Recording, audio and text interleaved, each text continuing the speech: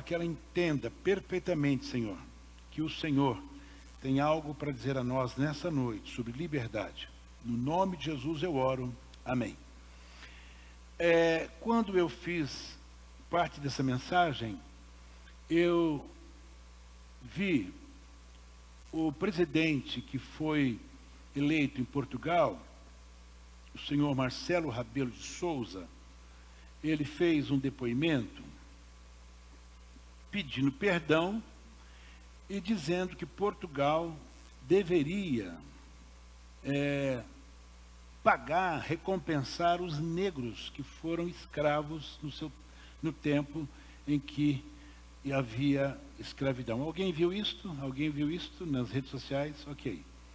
Então, ele falou aquilo, que na verdade, ele é da extrema-direita, ele queria fazer uma média, então ele falou que ele se sentia culpado, porque Portugal, na verdade, foi um dos primeiros países a ir lá na África e raptar os negros e trazer para a Europa, principalmente para o Brasil, que tinha sido descoberto, precisava de mão de obra. Então, boa parte dos escravos vinham para cá. Os mais fortes, os mais altos, iam para os Estados Unidos. Eles vendiam para a América. Engraçado isso, né? Vendia para a América, vendia para a Inglaterra, e os mais franzinos vinham para cá. Se você tiver dúvida, leia a história do Brasil, você vai encontrar isso. Muito bem. Ele falou isso, eu fiquei olhando aquilo, assim, li aquilo, falei, mas que bobeira, né? E, na verdade, ele queria fazer uma média, fazer um discurso para chamar a atenção. Mas isso me chamou a atenção. Chamou minha atenção. Não dos escravos, porque não tem o que se fazer. Graças a Deus, nós não temos mais a escravidão, né? Pelo menos na maioria dos países. Existem alguns países que ainda têm escravidão, mas lá não é só negro, é branco, é qualquer cor, tá? Muito bem. Mas o que me chama a atenção, e é uma ilustração que também você muda, Natanael, coloca isso no início da mensagem, tá? No esboço. É que quando você pega a história, preste atenção para você ver onde você se encaixa. Quando você lê a história do Brasil, e foi então, primeiro, a lei do ventre livre. O que era a lei do ventre livre? Era a lei das crianças que nasciam naquela época, já não era mais escravo. Então, foi a primeira lei. Então, quem tivesse filho, mas preste atenção à situação. Uma criança nascia lá, na senzala, e ele não era mais escravo. Mas, e daí? Como é que não era mais escravo? Ele tinha que ter mãe, pai. Então, era uma lei, como diz, para inglês ver, porque ele continuava escravo do mesmo jeito. Não é mesmo? Ele continuava na fazenda, tinha que comer, não jogava ele na rua. Era escravo. Muito bem, aí veio a lei áurea, que baniu a escravidão do Brasil, e o Brasil, na verdade, foi um dos últimos países. Enquanto a Europa havia já banido, o Brasil demorou muito, mas baniu. Muito bem. Aí aconteceu algo terrível. Terrível. Por quê? Não se tinha objetos de informação como nós temos hoje. Primeiro que os negros, na sua maioria, não sabiam ler. Não sabia ler porque normalmente não falava a nossa língua. Tinha a língua de origem deles. Então, se viesse lá um jornal dizendo, você está livre? Não adiantava nada. Não tinha rádio, não tinha televisão. Como é que se fazia? O governo, ele pegou emissários que saía pelas fazendas dizendo, não tem mais escravidão, não tem mais escravidão. Ah, não tem mais? Quem que falou? A princesa Isabel, ela assinou a lei áurea, agora acabou a escravidão. Sabe o que aconteceu? A maioria dos escravos não acreditava. Não acreditava. Morreram escravo. Dizia, nasci escravo, vou morrer escravo. Eles não acreditavam na notícia de que eles estavam livres. E alguns que acreditavam, não saía. Por quê? Eu vou para onde? Para onde que eu vou? Não tenho casa. O governo não amparava, né? Dizendo, nossa, você não, mas agora tem uma casinha para você ali. Tá? Por que que existe, principalmente no Rio de Janeiro, os morros com as favelas? Né? Não é mais favela que fala, né? Agora é comunidade. Por quê? Pega a história. Aquilo nasceu principalmente dos escravos que não tinham para onde ir. Então começaram a ir para os morros e fazer lá uma cabana para morar. Mas o que isso tem a ver comigo, pastor? Por que o senhor está me contando a história do Brasil? Porque isso acontece hoje, no meio da igreja de Cristo. Nós estamos como aqueles escravos que não acreditam que nós somos livres. Nós ainda estamos presos. Preso? Não, pastor, eu vou para onde eu quiser, eu ando para cima, para baixo, você que pensa. Você ainda, muitas vezes, é escravo de você mesmo. No texto que nós lemos de Romano, ele é muito forte, como diz os irmãos daquela igreja lá, né? Permaneceremos no pecado para que seja graça mais abundante? Há uma interrogação. Eu vou permanecer? Não, de jeito nenhum. O texto 2 fala de modo nenhum. Como viveremos ainda no pecado, nós, os que para ele morremos? Quando é que nós morremos? Quando foi que nós morremos para o pecado? Nós morremos para o pecado quando nós descemos as águas batismais e selamos o nosso pacto com o Senhor Jesus. Nós recebemos Jesus como Salvador, nós fomos instruídos, mas o ato do batismo, que você foi batizado como ministro, não daquela forma que você viu ali, mas o ministro te batizou, você fez uma declaração, você falou algo para o ministro, e a partir de então, você desceu, morreu e voltou, ressuscitou. Você é uma nova criatura. Mas por que eu estou pregando isso? Porque nós temos pessoas aqui, hoje, que ainda não conhecem a verdadeira liberdade em Cristo Jesus. Está patinando, tá? Está patinando. O texto de Gálatas que nós lemos, ele é muito claro, aqui fala da verdadeira liberdade. Olha só o que Paulo escreve. Para a liberdade foi que Cristo nos libertou. Permanecei, pois, firmes, e não vos submetais de novo ao jugo da escravidão. Mas será que isso existe? Será que tem alguém aqui que ainda está debaixo deste jugo da escravidão? Vamos para a palavra, para nós entendermos. O que é liberdade para você? Se alguém te perguntar, o que é liberdade? Você é livre? Por quê? Eu sou livre. Alguns pensam que apenas até 1888 houve escravidão no Brasil. Você pode estar muito enganado, porque você pode estar preso por onde? Pela sua mente. Você pode estar preso pelo seu espírito. Você recebeu Jesus, mas você ainda não deu lugar para que o Espírito Santo pudesse agir na tua vida. E você vive com dúvidas. Você vive de verdade pisando lá e pisando cá. Tem dia que parece que não vai acontecer nada. Tem dia que você está um leão, mas tem dia que você está um fracasso. Você diz, mas não é possível, porque a sua mente não te dá a oportunidade de você ter convicção de que Jesus morreu na cruz para que nós fôssemos livres. Que você o aceitou, que você desceu as águas batismais, e a partir do momento que você levantou, você é uma nova criatura em Cristo Jesus.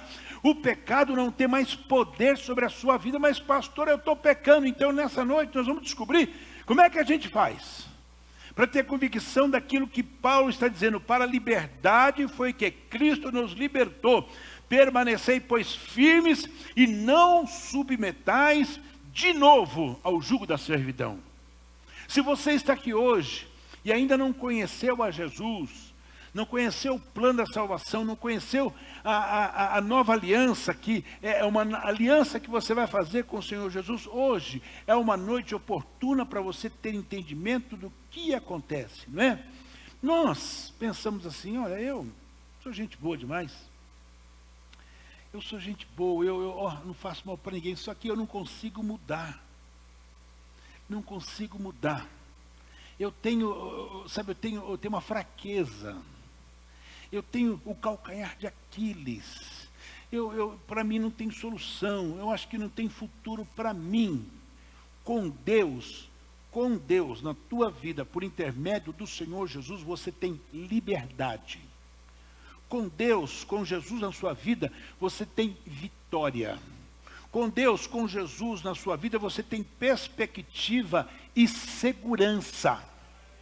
Irmãos, nós quando começamos a ler no Novo Testamento e começamos a ouvir ou ler as histórias dos nossos antepassados, eu estou falando dos apóstolos na sua maioria, a história de Pedro, a história de João, a história de Paulo, a gente ficou olhando aquilo e falou, mas meu Deus, é possível? Sim, tudo é possível ao que crê.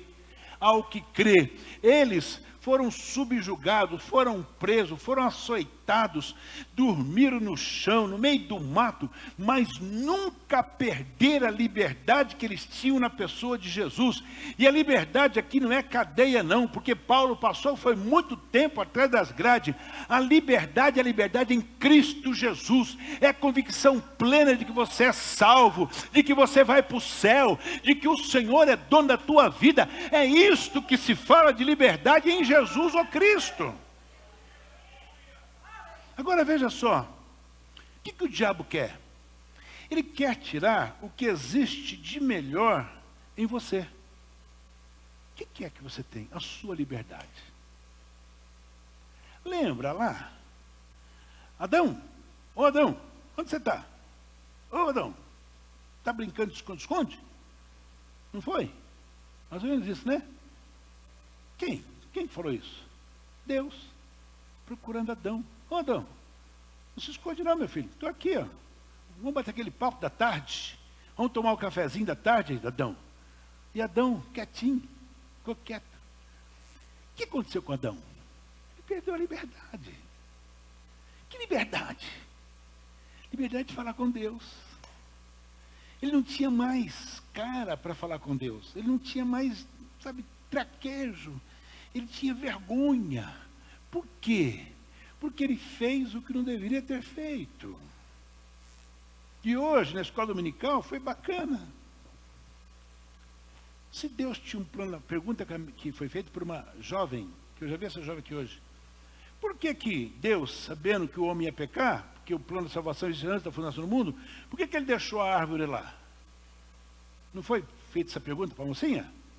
Por que Deus foi colocar a árvore lá do conhecimento de bem e mal? Se ele sabia, não devia, né? Fazer, não. Para Deus mostrar que nós temos livre arbítrio. Tem alguém por aí que diz, não, o livre arbítrio não existe. Uma vez salvo, sempre salvo. Cai fora disso. Deus te dá o livre arbítrio. Você escolhe se você quer continuar escravo ou não. Deus foi muito claro para os dois. De tudo vocês podem comer, porque está tudo certo, mas daquela ali vocês não tocam naquilo. Porque o dia que você comer, você vai o quê? Morrer. Morreram? Não morreram não. A serpente falou, para com isso, vocês vão morrer nada, vocês vão ser igual a ele. Não é? Não, come aí, coisa boa, essa frutinha aí é show de bola. E ele, a mulher comeu, deu para ele. Quando ele come, que a cabeça era ele. Aí eles perceberam que tinham feito a besteira. E eles perdem o quê? Eles perdem a liberdade com Deus. O que fez com que ele perdesse a liberdade? O pecado. Então o trabalho do diabo é exatamente isto. Tirar o teu melhor. Qual é o teu melhor? A tua liberdade com Deus, a tua comunhão com Deus, aquela coisa gostosa de você sentar na cama e orar e sentir a presença de Deus, de você dobrar o joelho e sentir a presença de Deus, de você cantar e sentir a presença de Deus, é de você sentir a comunhão do Espírito Santo na tua vida. O que está acontecendo hoje? A gente canta, parece que nós estamos cantando para as paredes, ninguém glorifica, ninguém exalta, ninguém dá glória a Jesus, porque perdemos a comunhão, perdemos a liberdade. Mas nesta noite a palavra está dizendo com você, comigo, vamos voltar a ter liberdade, vamos levantar a nossa mão e glorificar a Deus, vamos levantar as nossas mãos e dizer: Senhor, eu quero ter comunhão contigo, e liberdade é ter comunhão com Deus.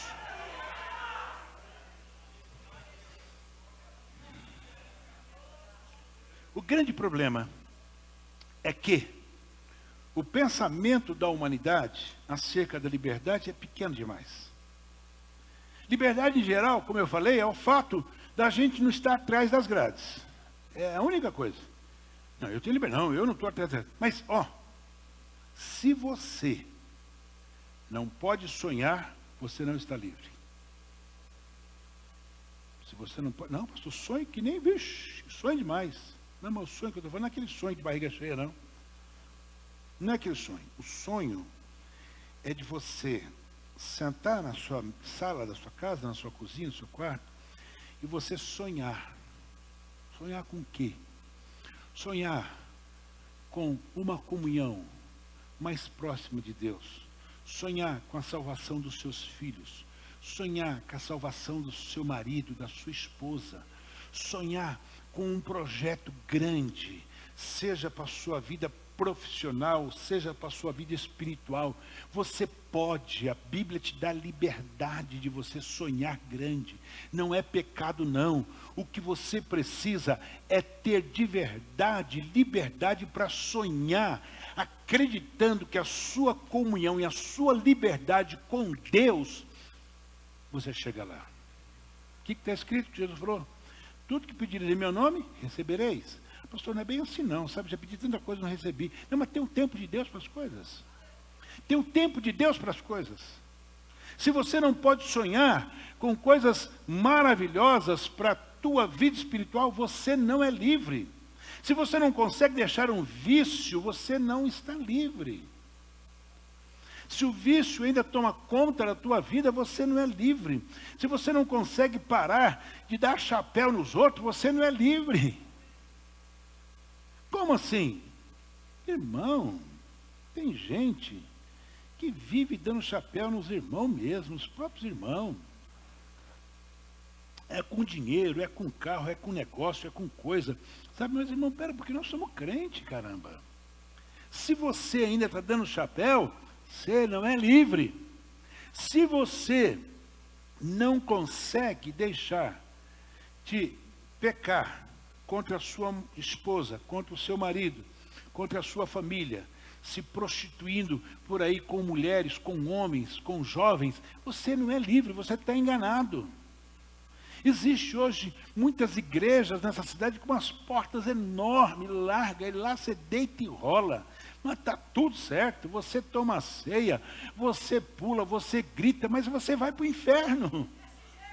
Não adianta. Se você não consegue deixar de mentir, você não é livre. É mesmo, pastor? É. A mentira, ela é do diabo. Foi ele que falou para Eva: pode comer que eu garanto. Pode ficar tranquilo, você vai comer, você não vai morrer com isso, você vai ficar igual o Deus. Então tá, vou comer. Mentira. Ele é o pai da mentira. Nessa noite, você tem que fazer uma alta análise na sua vida e ver: eu sou livre? Será que eu sou livre? De verdade? Irmãos, eu conheci uma pessoa, agora na convenção, conheci assim, num almoço, e que me arrependi de ter conhecido. Mas estava numa mesa, todo mundo sentado, o cara chegou lá, e ele começou a dizer para a gente as peripécias dele quando ele era jovem. Eu não conhecia ele, fiquei escutando, entrou aqui e saiu aqui. Tá bom. Aí ele contou lá, um monte de coisa, né? coisa que crente não deveria nem contar. Aí ele começou a falar de uma outra situação, da família dele. Da família dele. Quando ele começou a contar, na mesma hora o Espírito Santo falou para mim: você pode ter feito o que você fez. Se você não se arrepender, você vai colher lá na frente. O arrependimento é que nos leva a chegar perto de Deus e ter liberdade com Deus. Arrependimento. Se você bate no peito porque você fez, aconteceu e você não se arrependeu, pode ter certeza, vai vir a conta. A conta vai chegar. E se a conta chegar, ela pode te trazer algumas dificuldades na tua vida do seu dia a dia. Então, o que nós precisamos? Nós precisamos se arrepender dos nossos pecados. Se arrepender é dizer: Senhor, eu me arrependo, eu fiz, eu errei, eu cometi, Senhor, eu quero perdão. Deus, Ele é poderoso, e eu vou te mostrar isso na Bíblia, para perdoar os teus pecados, te fazer de novo uma nova criatura. Porque, irmão, arrependimento é mudança de vida, é você ser uma nova criatura. Aí sim, se você tem qualquer tipo de dependência, você não é livre. Se você não tem certeza de salvação, como nosso irmãozinho testemunhou, você ainda não encontrou a verdadeira liberdade. Mas nem pensar, você não encontrou coisíssima nenhuma, você está se auto-enganando. Se auto-enganando. Agora veja só, somente Jesus pode realmente te dar e garantir a liberdade. Aí, eu olho para a Bíblia e entendo que Deus cumpre todas as suas promessas. Romanos capítulo 8, versículo 1 fala assim: portanto agora já não há condenação para os que estão em Cristo Jesus. Está aqui uma promessa. Paulo escrevendo: portanto agora nenhuma condenação há para os que estão em Cristo Jesus, que não andam segundo a carne, mas segundo o Espírito. Tá? Então, se Deus usou Paulo para dizer isto, opa, tem coisa boa aí. Olha que coisa interessante. Ele fala isso, né? Exatamente. Ele fala isso dizendo que não há condenação para aqueles que estão em Cristo Jesus. Que legal, que bom. O que significa essa expressão, não há condenação? Aí nós vamos ver uma coisa. Primeira coisa que você precisa ter consciência que você tem liberdade. Deus não tem raiva de você. Mas será que tem alguém que pensa assim: irmão, Deus se esqueceu de mim. Deus, virou a cara para mim. Deus não está nem aí comigo. Deus está com bronca de mim. Sabe quantas vezes eu já escutei isso na minha vida? 1 milhão de vezes. Pastor, Deus não quer saber de mim. Deus, está de bronca comigo. É mesmo, irmão. Mas a Bíblia diz, tá? No capítulo 103 e versículo 13 do livro de Salmos, assim: como um pai tem compaixão dos seus filhos, assim o Senhor tem compaixão daqueles que o temem. Opa! Assim como o pai tem compaixão do filho, o Senhor tem compaixão de quem? Então precisa temer. Aqui está o segredo. Qual que é o segredo? Temor de Deus. Você quer de verdade que Deus olhe para você com aquele olhar de misericórdia? Quero. Você teme a Deus? O general sírio, quando ele foi curado da lepra, ele olha assim para o profeta e falou: profeta, eu estou com um pepino na mão agora, profeta. O que foi? Então, o meu rei me pega pela mão e vai lá e se ajoelha diante do Deus dele, eu tenho que ajoelhar junto. Eu não quero mais fazer isso.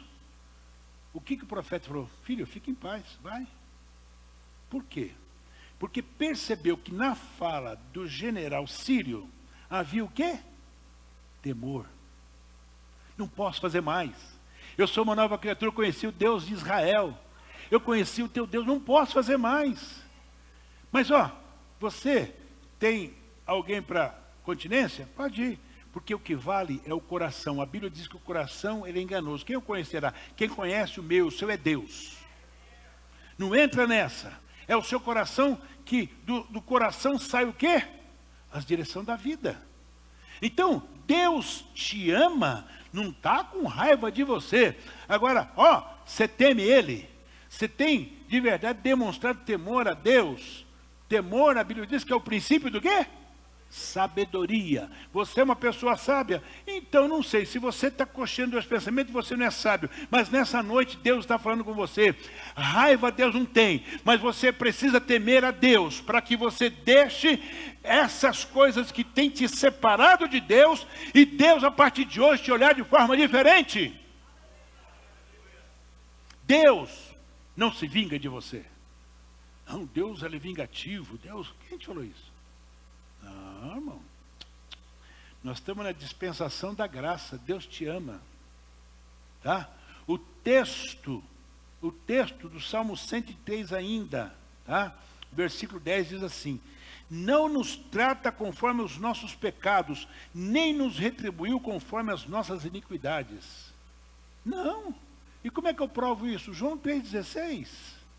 Porque Deus amou o mundo de tal maneira. Ele falou lá que ele amou A, B, C, não, ele amou o mundo. Que deu o seu Filho unigênito, para que todo aquele que nele crê não pereça, mas o quê? Tenha vida eterna. Deus amou o mundo.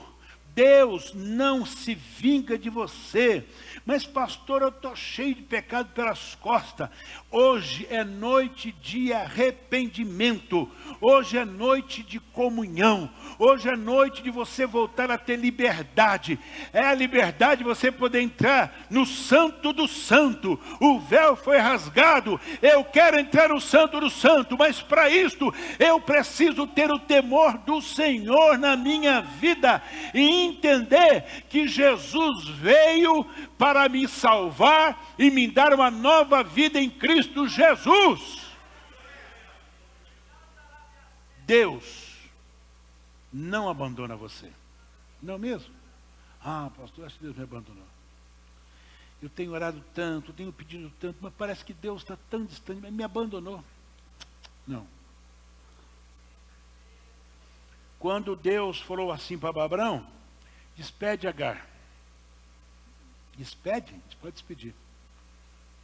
Começou a ter lá, Ismael começou a criar problema com Isaac, porque Ismael já era mocinho. E despede. Põe um pouco de pão, um pouco de água e manda para o deserto. Para onde? Deserto. Deus mandou, faz. Deus mandou, faz. E ela vai. Chega uma hora que acabou a comida e acabou a água. A Bíblia não fala, mas eu imagino que foram dias e dias no deserto. Aí ela coloca o garoto num canto, porque com certeza o menino já estava desmaiando, de fome e de sede, e ela também. Para ela não ver a morte da criança, ela coloca aquela criança num canto. E vai para outro canto. Mas é mãe. E ela obedeceu o seu senhor, que era Abraão. Você quer ser abençoado? Esteja debaixo da bênção do seu pastor, irmão. Ô irmã, você quer ser abençoado? Esteja debaixo da bênção do seu dirigente. Eu estou aqui como homem de Deus. Seja obediente para você chegar em algum lugar. Ela podia falar: mas, ô Abraão, eu não pedi filho. Foi a sua mulher que mandou deitar com você. O que eu tenho com isso? Mas ela obedeceu. Deus mandou você embora. Pode ir. E quando ela está lá, vem o anjo e diz: fica tranquila. Tem comida aqui, tem água. E tem mais. Tem uma promessa para você. Para mim, a sua nação, Luiz Pagar, o seu filho, a nação de Ismael será muito grande, muito rica. Será uma multidão que não dá para se contar. É mesmo? É. Quem é os ismaelitas hoje? Os árabes. Todos os árabes. Os árabes todos nasceram da descendência de Ismael. vive arrumando briga com Israel. Sim, mas tudo isso é projeto de Deus. Mas olha, quantos árabes tem e quantos judeus tem? É mais de 1000% os árabes, perto dos judeus. Por quê? Porque a mulher obedeceu. O que eu estou querendo dizer com isso? Que Deus não abandona você também. Olha aqui que o Salmo 94, versículo 14 diz: o Senhor não desamparará o seu povo, jamais abandonará a sua herança. Aonde está a herança do Senhor? Está aqui a herança do Senhor? Não vai te abandonar. A Bíblia diz que nós somos a herança de Deus, por intermédio de Jesus. Nós somos a herança.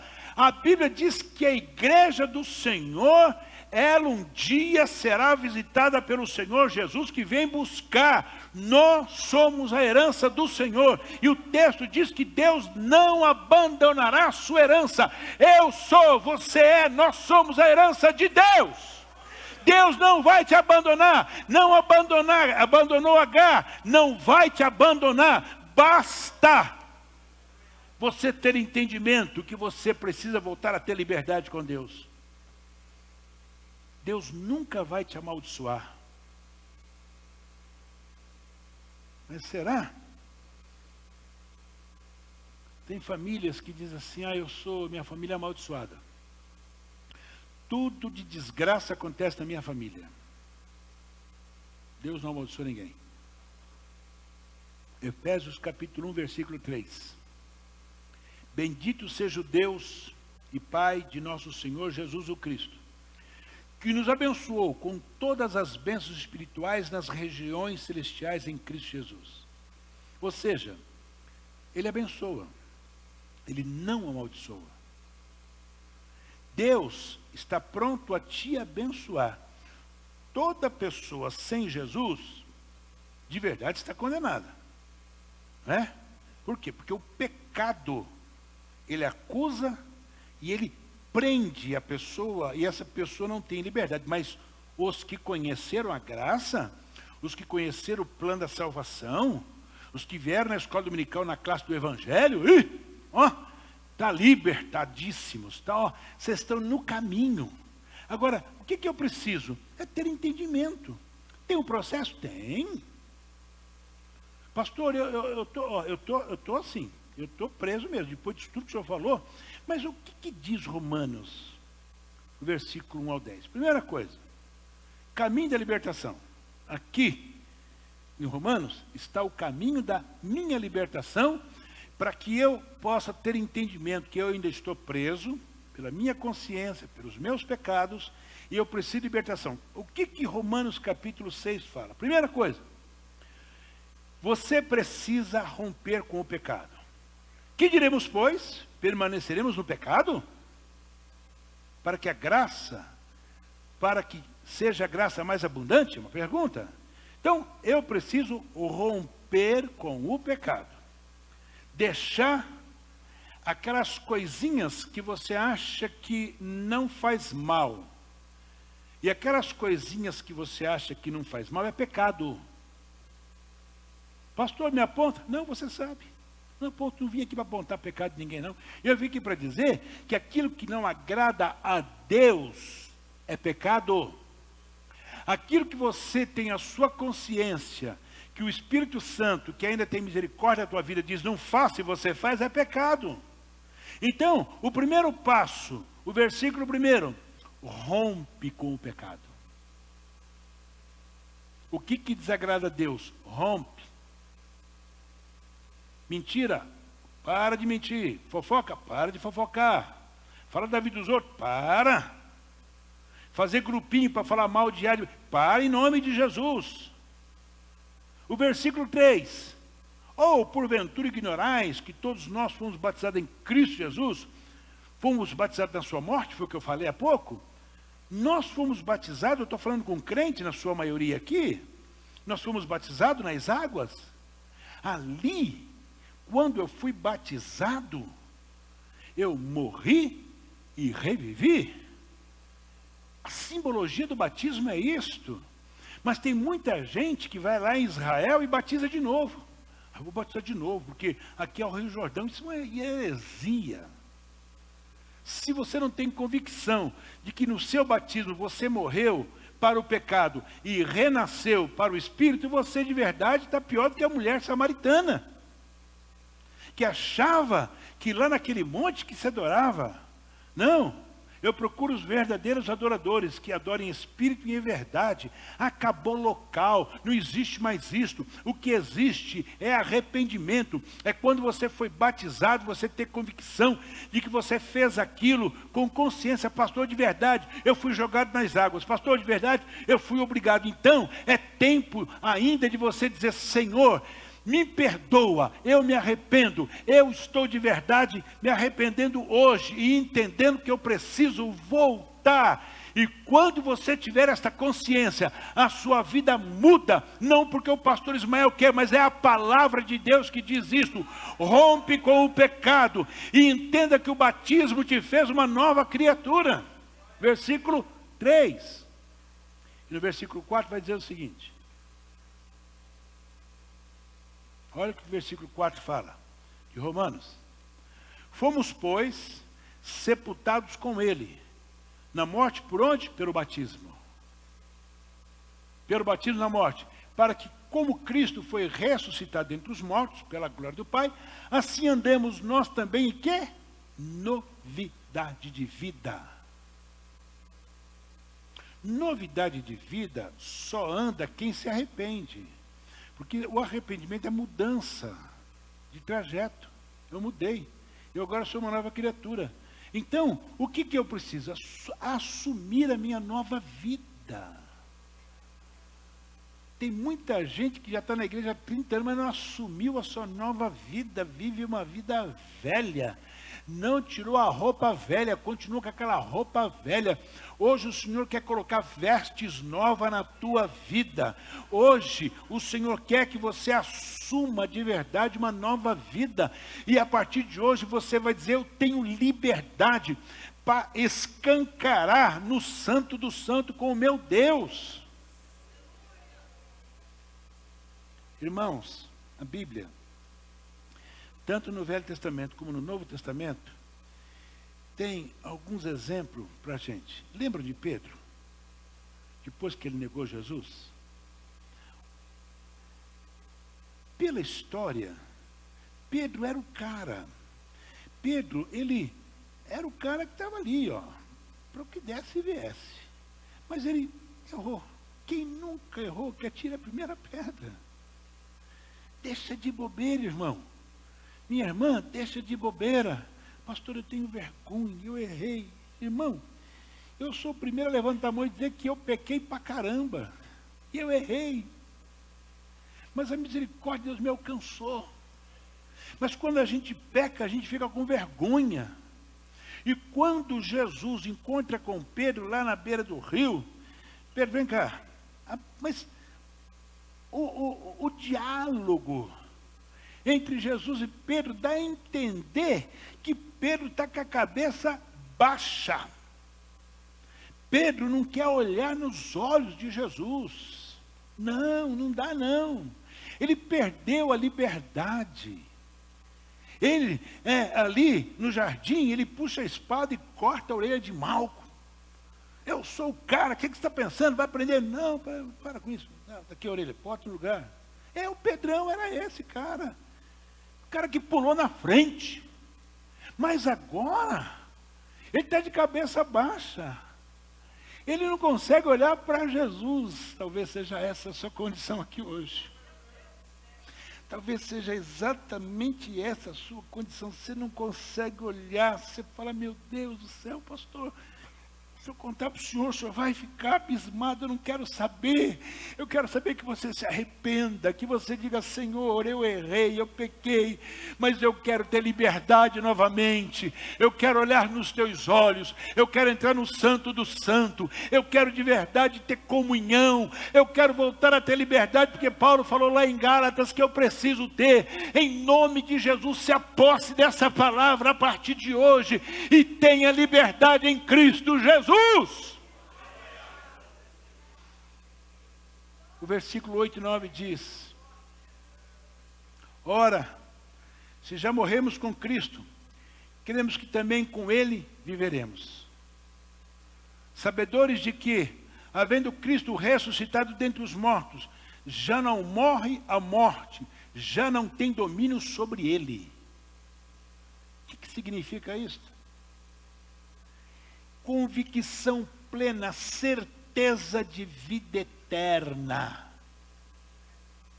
A palavra de Deus diz, se nós esperarmos nessa vida, somos os mais miseráveis dos homens. Nessa vida eu luto, você luta, nós lutamos, nós temos família, nós queremos o bem da nossa família. Não, eu quero o bem da minha esposa, a esposa quer o meu bem. Isso faz parte da família. Mas, irmãos, o que Paulo está falando aqui é que eu preciso ter certeza de vida eterna. Tem gente que já não acredita mais em céu. Tem gente que não acredita mais na volta de Jesus. Escuta tanta besteira nessas internet da vida, nesses podcasts da vida, e que daqui a pouco você fala, mas será que Jesus... Mas isso não é... Meu Deus do céu, será? Que será, irmãos? Que será? Isaías profetizou 700 anos antes de Israel nascer. E ele falou que Israel ia nascer 700 anos antes de Jesus. E o Estado de Israel só nasceu em 1948. Olha o tempo que se foi para nascer o Estado de Israel. Não fique preocupado com o tempo. Um dia é como 1000 anos para Deus, e 1000 anos é como um dia. Você precisa estar preparado e dizendo, eu estou aguardando a volta de Jesus, porque eu tenho convicção plena que a vida eterna me espera, que o meu galardão me espera. Eu sei em quem tenho crido. É isso que Paulo está dizendo aqui no versículo 8 e 9 de Romanos. Eu preciso ter certeza de vida eterna em Cristo Jesus. Por fim, o versículo 10 do texto. Pois, quanto a ter morrido, de uma vez morreu para o pecado, mas quanto a viver, vive para Deus. Deixa esse texto aí. Quanto a ter morrido, de uma vez, nós morremos para o pecado, mas quanto a viver, nós vivemos para Deus. Aqui está a cereja do bolo. Aqui é a cereja do bolo. Nós morremos para o pecado. Acabou. Mas pastor, se eu pecar, se você pecar, a Bíblia diz que você tem um advogado, um justo juiz. Agora eu preciso me arrepender do que eu fiz. Para alcançar o perdão tem que haver arrependimento. Quando existe o arrependimento, você vai ser perdoado e não vai acontecer nada depois. Mas quando você peca e não se arrepende, as consequências virão. Então eu morri agora para onde? Para o pecado. E para viver? Estou vivendo para Deus. Opa, glória a Jesus, aleluia. Sou de Deus. Sou de Deus. Você precisa viver para Deus. E para viver para Deus, eu preciso dar a mão para Deus. Preciso ter liberdade. Se eu chegar aqui no pastor Eli e dar um abraço nele, ele vai me dar um abraço porque eu tenho liberdade com ele. Ele tem liberdade comigo? Eu não vou abraçar na rua uma pessoa que eu não tenho liberdade. Com Deus não é diferente. Para você viver para Deus, você precisa ter liberdade com Ele.